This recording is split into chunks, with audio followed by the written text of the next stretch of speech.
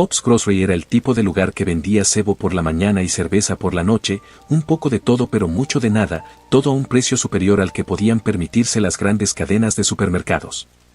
La polvorienta carretera de 2 carriles frente a Pop's no había visto mucho tráfico desde que se construyó la autopista, la maleza crecía en las grietas de su aparcamiento de asfalto. El ladrillo pintado de blanco estaba desconchado, las luces, tenues, las estanterías, medio vacías. Me dolía mirar aquel lugar, sobre todo porque recordaba cómo era antes. Había crecido comprando allí con mi abuelo y, por aquel entonces, la tienda de comestibles de Pop era el corazón de la comunidad. Cuando volví a mi ciudad natal, quería salvarla. Y tenía la sensación de que los datos estaban de mi parte.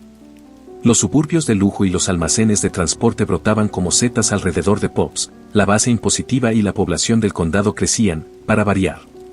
La gente volvía a pasar por la vieja tienda, gente con neveras vacías y estómagos gruñones que podrían estar dispuestos a pagar un poco más por comprar localmente. O eso esperaba. El plan parecía perfecto sobre el papel, cuando las ingentes cantidades de dinero eran imaginarias, pero en la vida real era otra cosa.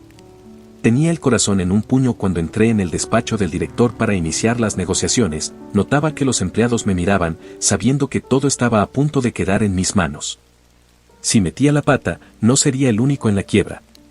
La propia oficina del gerente no daba precisamente la impresión de modernidad y éxito, moqueta gris verdosa empapada, muebles desparejados, azulejos del techo manchados y feas paredes amarillas.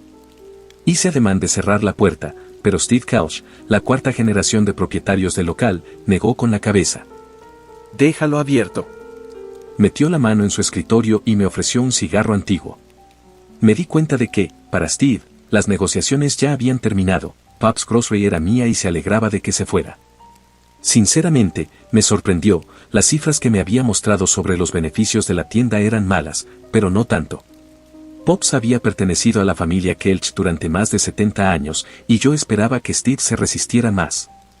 En lugar de eso, me habló de sus planes de retirarse a Florida y me dijo que su abogado se pondría en contacto con él. La cantidad de información que tuve que asimilar durante esos primeros días fue abrumadora. Traspapelé documentos, confundí los nombres y las caras de mis nuevos empleados y sentí un pavor cada vez mayor mientras Steve Couch me paseaba por la tienda, explicándome alegremente todo el trabajo que había que hacer. Me quedé hasta tarde ese primer viernes por la noche, deambulando por Pop's Grocery después de la hora de cierre a las 8:30. Necesitaba despejarme, recordar por qué estaba haciendo todo esto. Pasé los dedos por el cromo pulido de la sección de lácteos, admiré los letreros de neón y las baldosas a cuadros. Sola en la vieja tienda adhesora, tenía la extraña sensación de haber vuelto al pasado, como si no hubiera pasado nada de tiempo. Un fuerte estruendo me sacó de mis recuerdos. Sentí que la sangre se me salía de la cara, había cerrado las puertas. No debería haber nadie más en la tienda. Alguien estaba aprovechando la transición caótica, usándola como una oportunidad para robar en Pop's. Tendrían que estar desesperados o locos para robar una tienda de comestibles en decadencia. Desesperado, loco, tal vez violento. Hacía solo unos días, había leído un artículo sobre un adicto a la metanfetamina que había aplastado el cráneo de un hombre durante un atraco que había salido mal.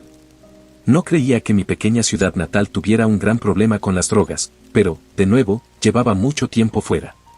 «Hola», grité. Mi voz resonó extrañamente en el espacio vacío. Sin el pitido de las cajas ni las conversaciones de fondo, el silencio de Pop's resultaba ominoso, incluso amenazador.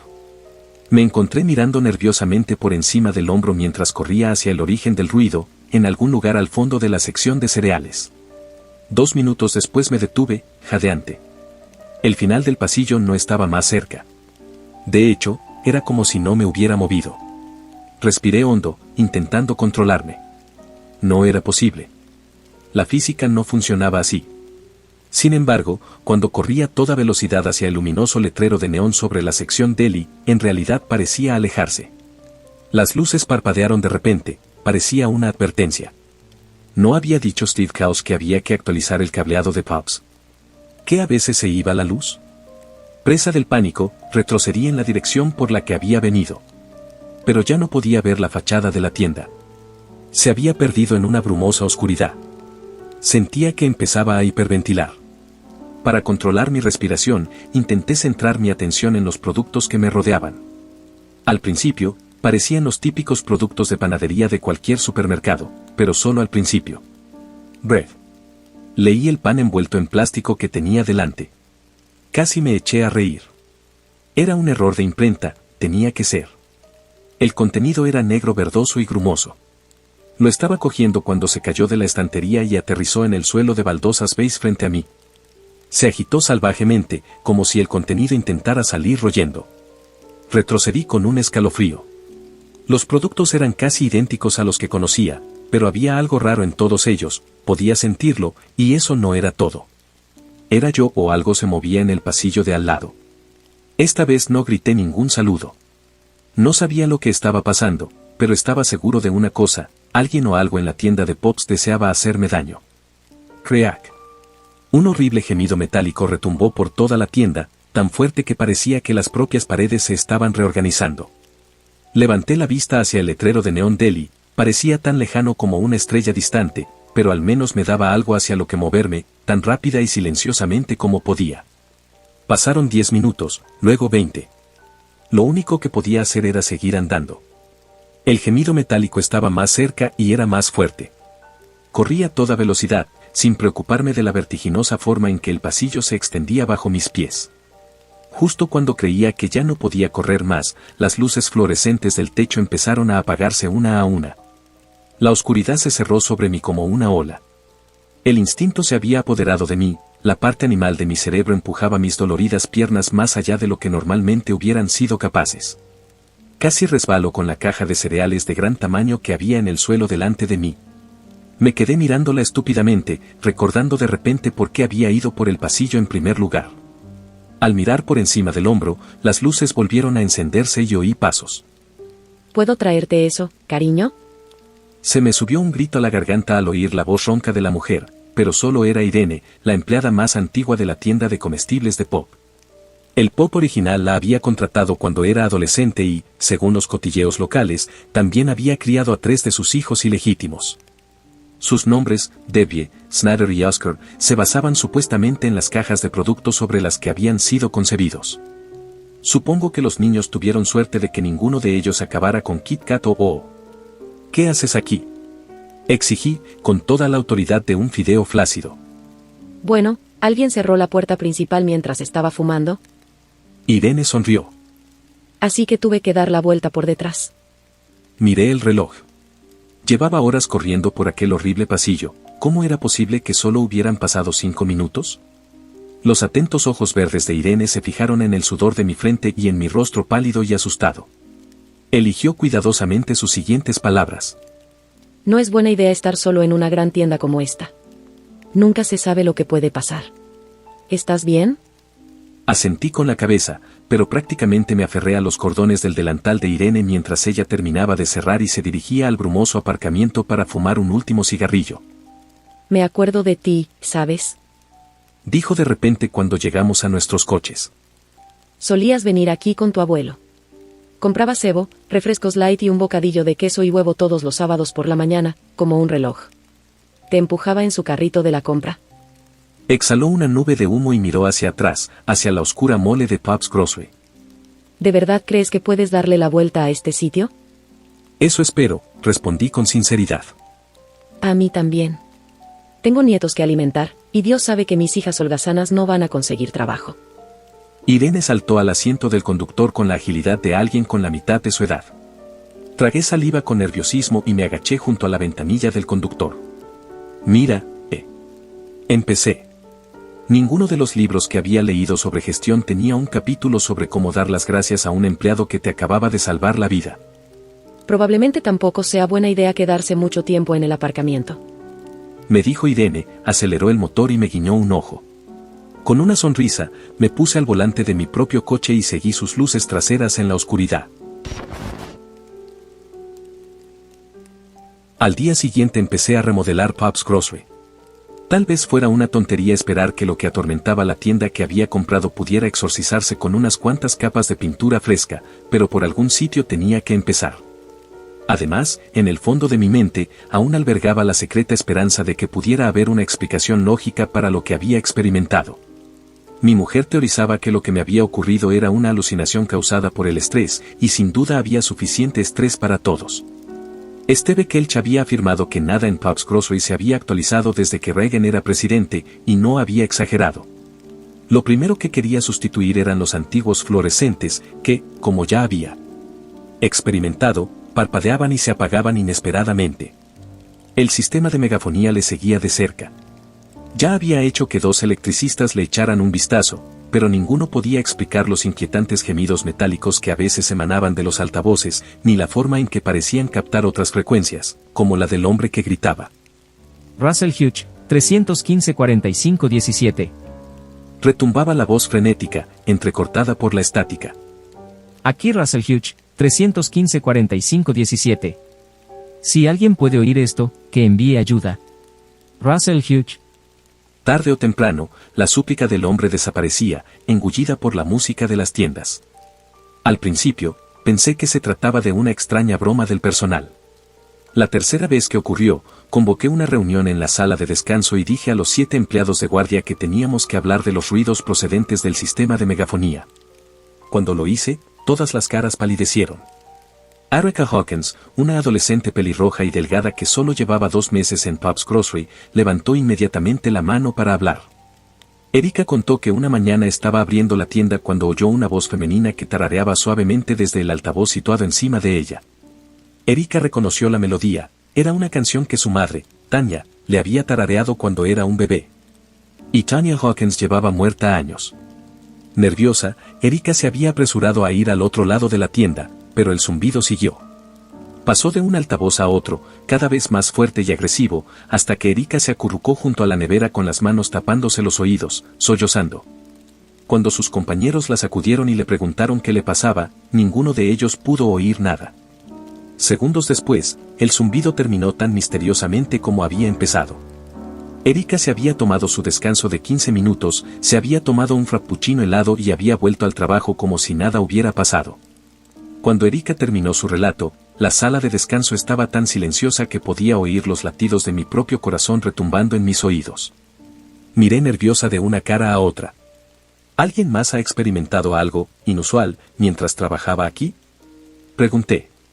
No pasa nada, levanten la mano. Los 7 empleados se miraron entre sí y levantaron las manos lentamente. Parpadeé.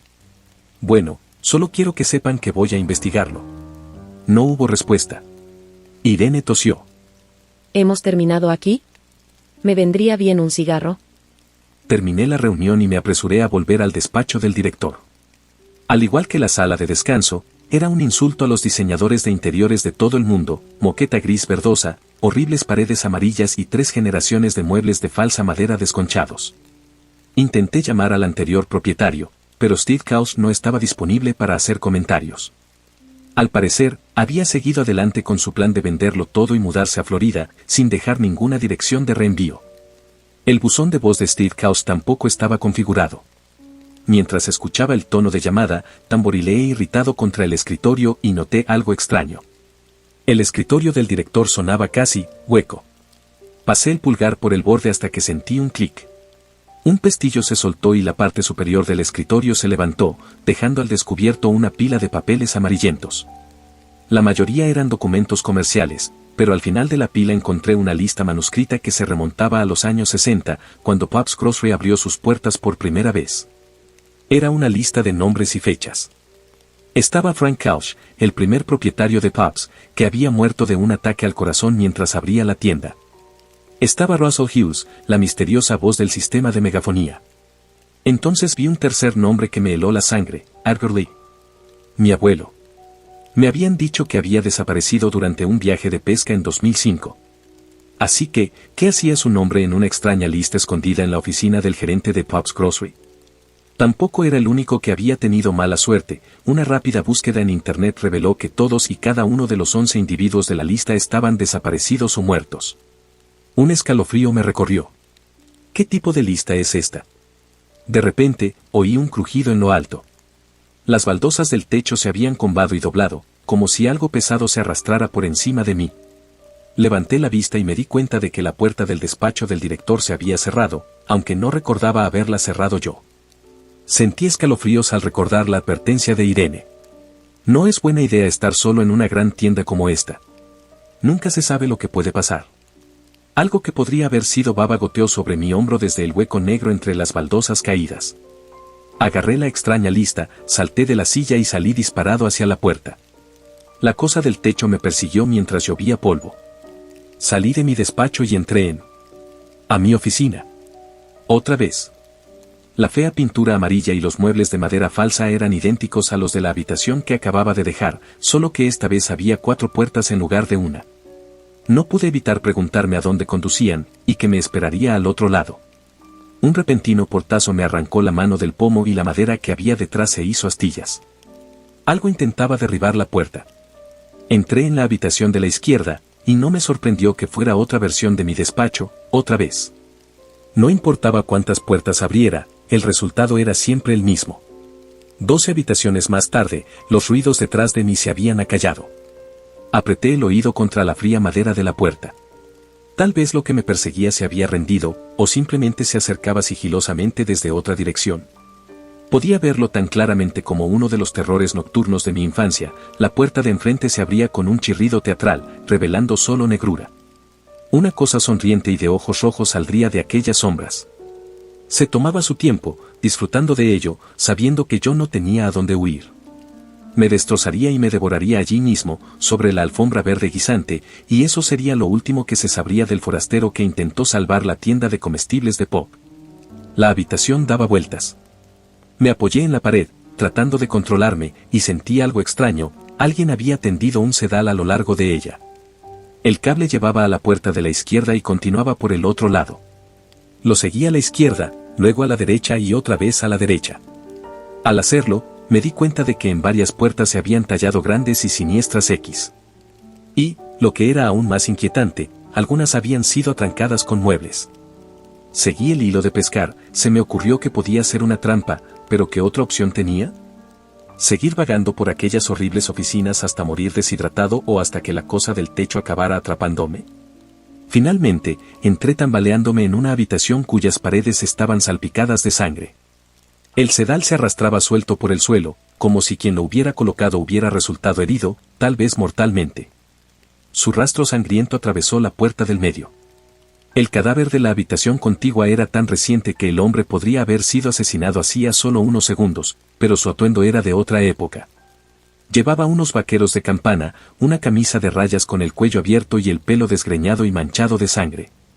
Le faltaban los ojos, las orejas, la nariz y la lengua. El hilo de pescar que había estado siguiendo a través de aquellas habitaciones de pesadilla terminaba en su mano derecha, y su brazo izquierdo se dirigía hacia la puerta al otro lado de la habitación. Acababa de agacharme para inspeccionar el cuerpo cuando oí un crujido familiar en el techo. No me lo pensé 2 veces. Huí por la puerta que el muerto señalaba. Y me encontré de nuevo en la versión de la oficina del director que reconocí. Aquí la única puerta era la que acababa de atravesar, y cuando la abrí por segunda vez, estaba de nuevo en la tienda de Pop. El cadáver mutilado y las habitaciones infinitas habían desaparecido, pero la extraña lista seguía en mi mano. Le pedí a Irene que me cubriera y me dirigí a la oficina del sheriff. Tuve suerte de que el sheriff Benjamin Noel estuviera en su despacho y no en un coche patrulla esperando para detenerme. Estaba tan perturbado por lo que había visto que hice el trayecto de 20 minutos a través de la ciudad en menos de 10. La oficina estaba en silencio y el sheriff Lloyd me llamó enseguida. Sí, reconozco algunos de estos nombres. Gruñó, retorciéndose el bigote mientras leía la lista que le había presentado. Parecía nervioso, pero no sabía por qué. Linda Newsom, por ejemplo. Intentó arrancarle la cara al cartero en 2007. ¿Qué? ¿Intentó comerse a alguien? Sí. También ocurrió en su tienda. El sheriff me miró con suspicacia, como si fuera culpa mía. Salió corriendo de la sección de automoción y empezó a morder a este pobre tipo. Cuando por fin se lo quitamos de encima, gritaba que llevaba semanas perdida en la tienda y que tenía tanta hambre. Me estremecí, la historia de Linda me sonaba demasiado familiar para consolarme. ¿Tienes idea de por qué el nombre de mi abuelo estaría en esta lista? Desapareció en un accidente de pesca. Bueno, quiero decir, eso es lo que pensamos. Encontramos su camioneta en el estacionamiento de la tienda. Mucha gente aparcó allí y arrastró sus canoas hasta el arroyo al otro lado de la carretera. ¿El lote de la tienda? ¿Quieres decir Pops? No me lo podía creer. Por supuesto. Por aquel entonces, Pops era la única tienda que había. A ver si lo entiendo. Respiré hondo. Tenéis un montón de desapariciones, asesinatos y sucesos extraños que ocurren todos en el mismo sitio, y nadie ha hecho nada al respecto. El Sheriff Wild se reclinó en su silla con un brillo malvado en los ojos, como si me estuviera midiendo para un mono naranja. No estoy seguro de que me guste lo que estás insinuando, hijo. Estamos hablando de crímenes muy diferentes. Mira, si haces una historia de 60 años de cualquier lugar, seguro que encuentras algunas muertes inexplicables y sucesos extraños. Está a nuestro alrededor todo el tiempo, solo que no le prestamos atención. El sheriff se puso en pie y abrió la puerta de su despacho. Siento no poder ser de más ayuda, pero tengo que volver al trabajo. ¿Así que no habrá una investigación? Pregunté. Ya hubo una investigación. Se mofó Lloyd. Cuando yo era ayudante del sheriff, mi predecesor, el sheriff Paulsen, la dirigió personalmente. Su predecesor. ¿Podría hablar con él, entonces? Claro que sí, si puedes encontrarlo. Lloyd me devolvió la lista, con el dedo sobre el último nombre. James Paulsen.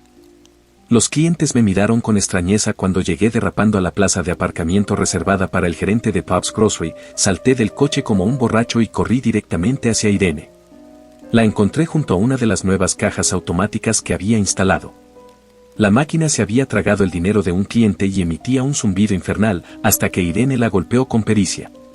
La máquina emitió un triste pitido robótico y escupió un billete de 20. Satisfecha, se volvió hacia mí. ¿Lo sabías? Solté, sin importarme la gente que había alrededor. ¿Por qué no me lo dijiste? Antes le contaba a mucha gente lo que pasaba por aquí. Luego algunos desaparecieron y dejé de hablar tanto. Me miró fríamente. Cuanto más te fijas en este lugar, más se fija en ti. Contemplé impotente los pasillos recién pintados, las luminosas estanterías rebosantes de los nuevos productos ecológicos que había encargado, los empleados charlando mientras descansaban. Este lugar había sido mi sueño, mi inversión, mi esperanza de futuro. ¿Qué haría si fracasaba? No tenía ni idea. Agaché la cabeza. ¿Quieres mi consejo? Irene me dio una palmada en el hombro. Olvídalo. Quédate donde haya luz y gente, ignora cualquier cosa rara, cobra a fin de mes y sigue con tu vida. Eso es lo que hago yo y, 40 años después, sigo aquí. ¿Pero qué pasa con mi abuelo? Y Frank Kelch, el Sheriff Paulsen y quién sabe cuántos más. ¿Qué pasa con ellos? Irene suspiró. Mira, me caes bien, chico. Has hecho mucho bien por este lugar, y odiaría verte tirarlo todo por la borda como hicieron esos tres. Asentí, pero por dentro me tambaleaba. Esos tres. Había dicho Irene. ¿Estaba mi abuelo investigando en Pop's Grocery cuando desapareció, como los otros? El abuelo Ari le había sido un hombre duro, un ex maquinista de fábrica cuyos pensamientos no iban mucho más allá de las trivialidades del fondo de un posavasos de cerveza, o eso había pensado siempre. Después del trabajo, me quedé despierto hasta pasada medianoche revisando las cosas viejas de mi abuelo. Encontré algo que nunca habría imaginado en una novela hueca de Louis L. Amour. Mi abuelo había escrito un diario. En él se relataba el descubrimiento por parte de Frank Kelch de la pesadilla que había dentro de su tienda, la investigación del Sheriff Paulsen y los intentos de los tres hombres por explorar la extrañeza que habían descubierto. Estaba repleto de bocetos, listas de suministros al estilo de las expediciones, mapas hechos a mano e instrucciones detalladas para navegar por el surrealista laberinto al otro lado de Pop's Grocery. La última entrada se había hecho justo 2 días antes de la desaparición de mi abuelo, y decidí empezar por ahí. Sabía que no podría dormir después de lo que había leído y, además, según el diario de mi abuelo, el lugar hambriento del interior de Pop's era más activo por la noche. Cargué una mochila con todo lo que sugería el diario, agua y comida de repuesto, fuentes de luz, ropa de abrigo, hilo de pescar y me dirigí a casa de Pop. Me sentí un poco tonto caminando por una tienda de comestibles con equipo suficiente para una expedición de espeleología, pero pronto me alegré de tenerlo. Los cambios empezaron igual que antes, con la inquietante sensación de que el pasillo por el que caminaba se había hecho un poco más largo de lo que recordaba. Até el primer rollo de alambre de pescar a la tapa y, al girarme, experimenté por segunda vez esa sensación que me revolvía el estómago. El suelo de baldosas a cuadros se extendía frente a mí como una alfombra de dibujos animados. El rollo de hilo de pescar zumbó y finalmente se detuvo. Miré hacia adelante y luego hacia atrás. El pasillo en el que me encontraba no tenía fin. Subí un poco más la mochila, con la esperanza de que el traqueteo de la comida y el agua de su interior calmara mis nervios, pero tuvo el efecto contrario. Mis provisiones eran limitadas, pero el lugar hambriento aparentemente no lo era. ¿Tenía siquiera un final? Y para cuando lo encontrara, ¿saldría delirando de locura y hambriento de cualquier cosa, incluso de carne humana? Me había preocupado que hubiera monstruos en este infernal otro lado del supermercado de Pop, pero mientras avanzaba por el infinito pasillo, me di cuenta de que me había equivocado, había traído a los monstruos conmigo. Me aferré al hilo de pescar como un niño a la pata de un conejo mágico, repitiéndome una y otra vez que mientras lo sostuviera, estaba a salvo. Sin embargo, cuanto más caminaba, más dudas empezaba a tener. Las nuevas lámparas que había instalado se retiraban hacia arriba y se alejaban, como estrellas que se expanden en un universo vacío y sin luz. Al poco tiempo, ya no eran más que puntitos en la oscuridad, y luego, ni siquiera eso.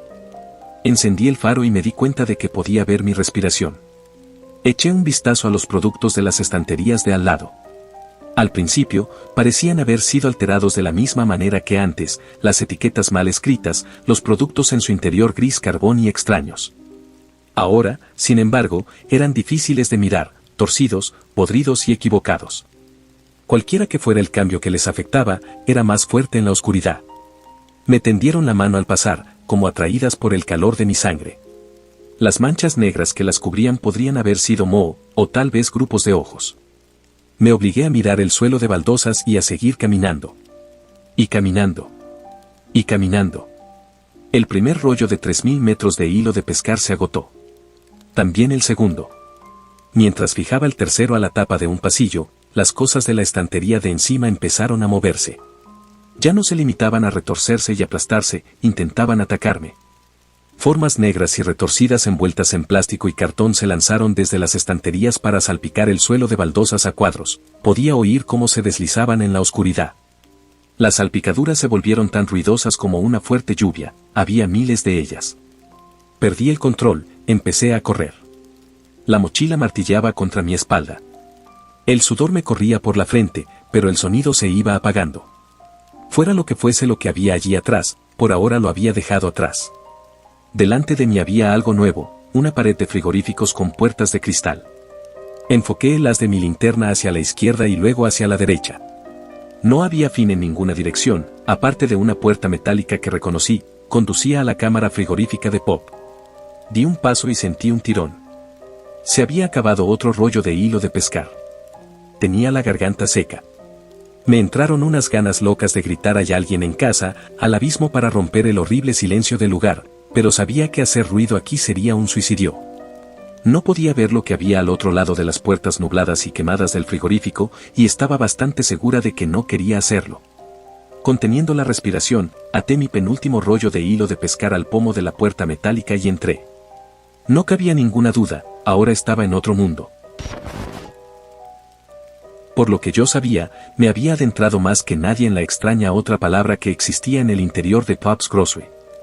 Había descubierto un final para los pasillos supuestamente interminables, una pared de frigoríficos quemados por el frío con dos puertas dobles oxidadas en medio, puertas que, en mi realidad, conducían a la zona de almacenamiento en frío.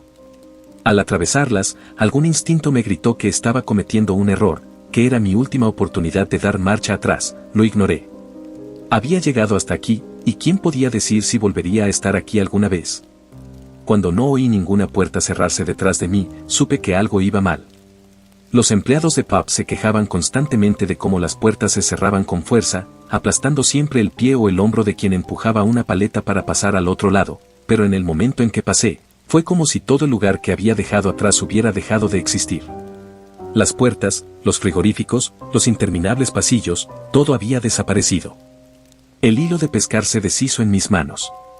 Un suelo de hormigón desnudo se extendía hasta donde alcanzaba la luz de mi faro. El espacio estaba oscuro y helado. Mis empleados y yo solíamos ponernos una capa más cuando trabajábamos en cámaras frigoríficas, pero aquí las temperaturas eran tan bajas que me castañeteaban los dientes. Me puse la ropa más pesada que había traído en la mochila. Mi abuelo tenía razón, se necesitaba equipo de expedición para explorar, donde quiera que fuera. Empecé a caminar hacia adelante, o al menos en la dirección que yo creía que era hacia adelante. El vacío del espacio empezaba a afectarme, el frío también.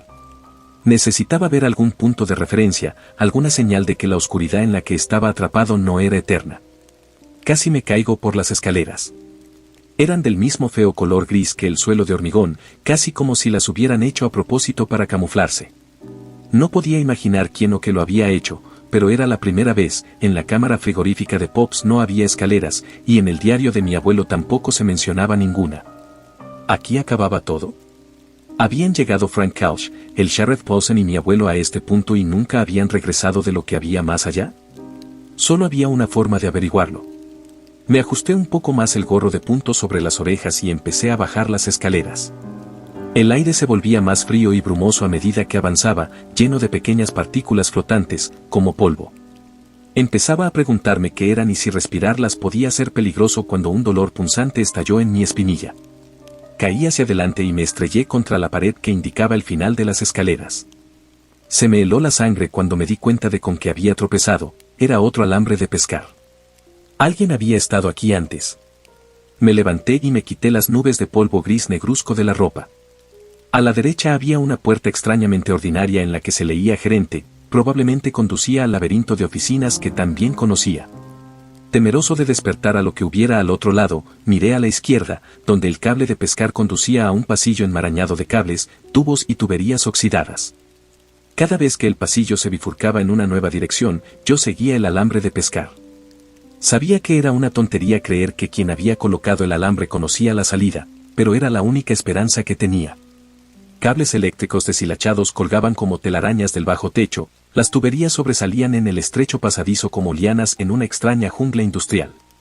Justo cuando iba a pasar por encima de uno de ellos, oí un sonido extrañamente familiar más adelante, un rollo de hilo de pescar desenredándose. Me apresuré a doblar la esquina, ansioso por encontrarme con quienquiera que estuviera explorando este lugar conmigo. Debería haberlo sabido. Tuve suerte. El disparo me ensordeció, pero no me arrancó la cara por unos centímetros. La metralla de la pared se clavó en mis mejillas y me tiré al suelo instintivamente, con las manos en la cabeza. «No dispares», le grité a la figura bajita y fornida que estaba al final del pasillo. Llevaba una linterna de minero amarillenta pegada a la escopeta y un equipo que parecía sacado de una tienda de excedentes del ejército durante la Guerra de Corea. Rodé hacia atrás cuando disparó por segunda vez. «Mentiroso», rugió una voz ronca. «No me engañarás, bestia, engendro infernal. Muere». Más disparos ensordecedores hicieron estallar la pared. Algunas de las tuberías empezaron a gotear un turbio líquido rojizo que humeaba al resumar de ellas, pero yo tenía problemas mayores. El explorador enloquecido me estaba embistiendo.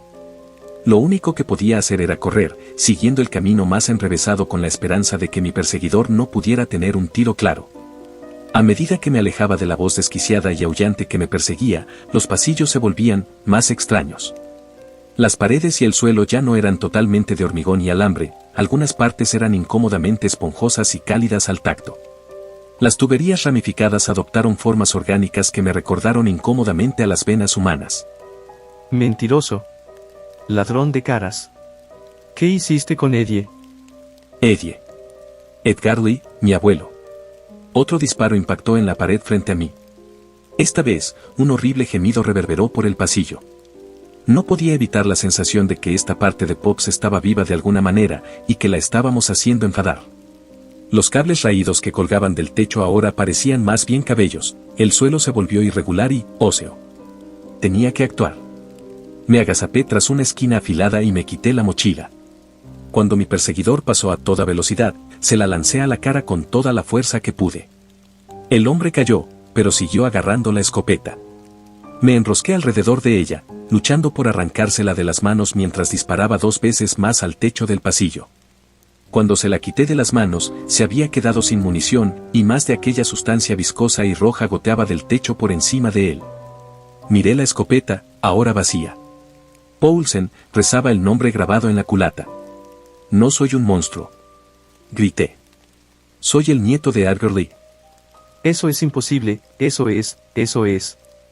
Pareció que el Sheriff Paulson tardaba un momento en darse cuenta de lo absurdo que era pensar que algo era imposible en un lugar como este. Llegó a Eddie. Ahora forma parte de ello. Dios mío, ¿cuánto tiempo llevo aquí? El Sheriff Paulson parecía tener unos 60 años, probablemente la edad que tenía cuando él, Frank Couch y mi abuelo empezaron a explorar el lugar, pero eso no me preocupaba entonces. Me preocupaba más la masa irregular de zarcillos negros que colgaban del techo por encima de Paulsen, del agujero que había creado al disparar tan salvajemente con la escopeta. Al principio creí que eran imaginaciones mías, pero aquellos alambres, o pelos, o lo que fueran, habían empezado a extenderse hacia abajo, hacia el anciano corpulento que estaba en el suelo. Antes de que pudiera gritar una advertencia, se habían enrollado a su alrededor, levantándolo hacia la grieta negra del techo. No me llevarás, no me llevarás. Agitó los brazos salvajemente, pero ya era demasiado tarde. La materia rojiza de la que estaba hecho el techo mordisqueó a Paulsen una y otra vez hasta que no quedó de él más que una bota salpicada de sangre, que cayó al suelo a mis pies. Los zarcillos se acercaban a mí y no tenía intención de que me consumieran como a Paulsen. Corrí hacia adelante, huyendo aún más hacia el laberinto de túneles. Vine aquí buscando respuestas sobre lo que le había ocurrido a mi abuelo, pero ahora que había empezado a encontrarlas, ¿estaba realmente segura de que quería saberlo? Tal vez debería haber prestado más atención a lo que tenía por delante de mí, en lugar de a la pesadilla que me había dejado atrás. No podía parar de pensar en el Sheriff Paulson. Cómo se veía como si solo hubiera desaparecido un par de días atrás, aunque casi 30 años habían pasado desde que se había ido perdiendo. No podía parar de pensar en los rayos de luz vacía que habían surgido de la pared para consumirlo. No podía parar de pensar en este lugar, o parte de él, de todos modos, estaba viva. La suerte se hirió por mi pared, mi vestido estaba hermoso. El aire se había hecho más cálido, más grueso, y me sentí como si no importara cuánto respirara, no era suficiente. Fue imposible decir si las tiendas y las llaves a las que me estaba acercando eran orgánicas o mecánicas, pero era claro que pronto el camino sería demasiado atascado para avanzar.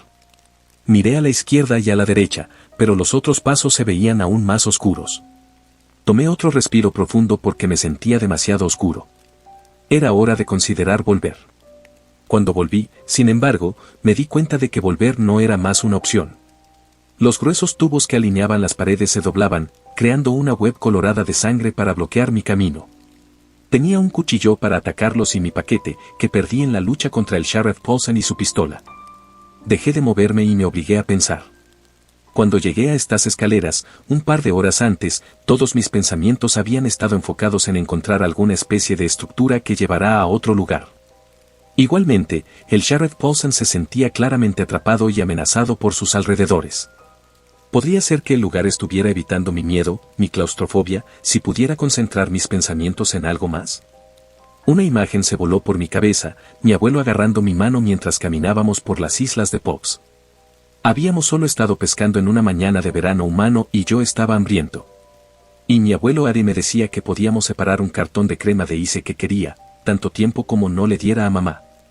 Me fijé en esa memoria mientras caminaba adelante, recorriendo el toque de este toque pegajoso de estas estrellas que bloqueaba mi camino. No había sido suficiente. Quizás no podía mantener mi mente fuera de este túnel alrededor de mí. Quizás había estado equivocado a lo largo del camino y mis miedos y fantasías no tomaron ningún rol en formar el espacio imposible alrededor de mí. Una vez que me había engordado, era como si me hubiera engordado un par de pulsos en mi abuelo Ari. ¿Y quién sabía cuántos otros? Ninguno de ellos importaría de ninguna manera. Las estrellas eran demasiado gruesas para empujar por ahora y con cada segundo que pasaba, el túnel se volvía un poco más estrecho. Me iba a engordar. Me cerré los ojos y acepté mi destino. Si iba a morir, al menos quería hacerlo con un pensamiento hermoso en mente. Un día de verano, pescando con mi abuelo Ari. Helado, cualquier sabor que quisiera. Le di un último empujón y la pared se rompió. Solo había una membrana fina. Una que se cerró en el momento en el que me pasaba. Estaba de vuelta en la isla del refrigerador. Algo gruñó en la distancia, antes de que las hermosas hileras de los refrigeradores desaparecieran en la oscuridad. Había una pared ahí ahora mismo, pero se movía. Me agité, listo para cualquier cosa, excepto por lo que aparecía. Un ojo se abrió en la pared. Era grotescamente grande, más de 5 veces mi tamaño, y aún así lo reconocí. Fue mi abuelo. Me observó por un largo momento, su expresión inentendible, y luego desapareció. Estaba demasiado asustado para moverme hasta que me di cuenta de lo que significaba la apariencia de la pared. Debe haber un final a este lugar, después de todo. Si pudiera concentrarme en mis pensamientos en la tienda, no en escapar y no en el terror, solo en caminar por sus pasillos una vez más. Había pasado tanto tiempo en el otro lado que al principio no reconocí el sonido de la cuenta automática. Una vieja mujer en la sección de la tienda dejó el bloque de queso que ella estaba agarrando mientras pasaba, y no era la única que estaba mirando. Me di cuenta de cómo debía ver, sucio, herido y sangriento, con un crecimiento de 2 días de cabello en mi cara y terror en mis ojos. Pude escuchar conversaciones casuales y música tocando suavemente desde los volantes. Los productos en las paredes, las luces del aire, la longitud de los pasillos. Estaban todos normales, a salvo. O así lo pensé. ¿Había realmente alguna manera de saber si en realidad volvería a donde venía o si estaba perdido en otra dimensión en la tienda de papas? No tuve una respuesta entonces y todavía no la tengo. Todo lo que puedo hacer es seguir con el plan y tratar de vivir mi vida lo mejor que pueda. Después de limpiarme en el baño, fui a la oficina del gerente y escribí un breve discurso, con la puerta abierta, por supuesto. En él, señalé la importancia de no estar sola en la tienda de papas, de dejar las puertas abiertas, de quedarme enfocado en la realidad cuando el miedo empezó a cambiarla.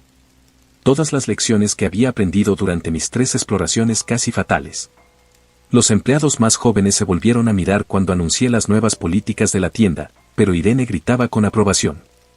Los sutiles avisos que intentó dar a sus trabajadores durante los años finalmente se hicieron oficiales. Esperaba que fuera suficiente. Hasta ahora, esas instrucciones a mis empleados fueron las más cercanas a las que llegué a decirle a nadie sobre lo que yo había sufrido en el otro lado de la tienda de papas. Aún no estoy seguro de si contar mi historia es lo correcto.